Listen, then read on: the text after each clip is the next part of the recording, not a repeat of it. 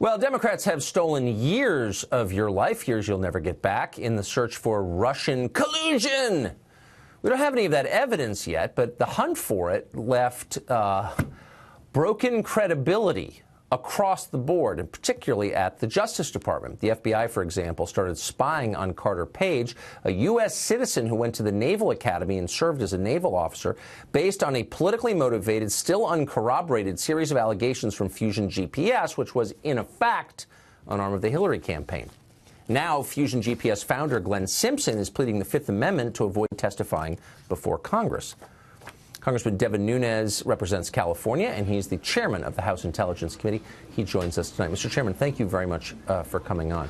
So before I ask you about Glenn Simpson and why you think he might not be testifying to your committee, I just want to get an update on the documents that the rest of us were supposed to see, most specifically the FISA warrant that allowed the spying that the Obama administration did on Carter Page. Are we ever going to find out the justification for that? Well, years of your life not getting back, many Americans, including myself, I think that's such a great opening, Tucker. We are very frustrated that we have not been able to get these documents out. The president ordered them, and then you had Rod Rosenstein, who got in the middle of it, which, I'd be fine if Rosenstein got in the middle of it if he had a real reason, but every time he said that he has a reason to block this information, it ends up being false. And now you have Rod Rosenstein, who won't even testify before Congress. So are we going to see this information? I guess we're waiting. The president put the IG in charge of it, Horowitz.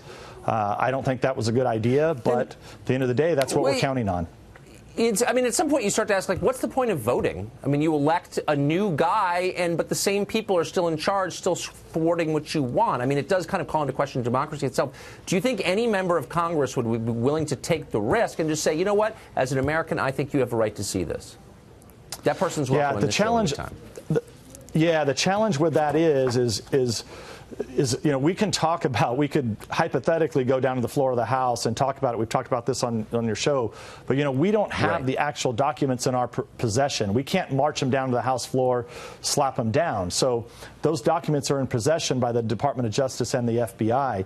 There should be no reason why we've been very narrowly focused on 20 pages of the last FISA that Rod Rosenstein signed. And I don't think that Rod Rosenstein should be in the decision-making process of whether or not the American people should see these or not. I agree with that completely. So let me just ask you to sum it up, since you are privy to much more information than the average person as the chairman of the committee, the pivotal committee. Have you seen, and answer this knowing that in the end we're going to know all the facts because they're always revealed in the end. Have you seen any evidence that there was collusion between the Trump campaign and the Russian government, honestly?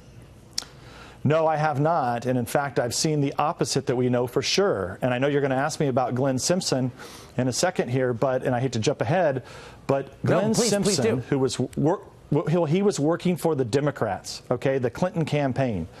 He got information from Russians. That information was fed into the FBI, Glenn Simpson was spreading that information out to the press, and now we know that Glenn Simpson was actually meeting with the FBI long before he testified to Congress that he was meeting to the FBI. So this is somebody who likely lied to Congress, should probably be prosecuted, which is most likely why today he pled the Fifth and refused to testify before Congress. It is so frustrating to watch this as a voter. I have to say, I think I speak for many other voters. Mr. Chairman, thank you very much for everything you're doing. I appreciate it. Always a pleasure. Thank you, Tucker.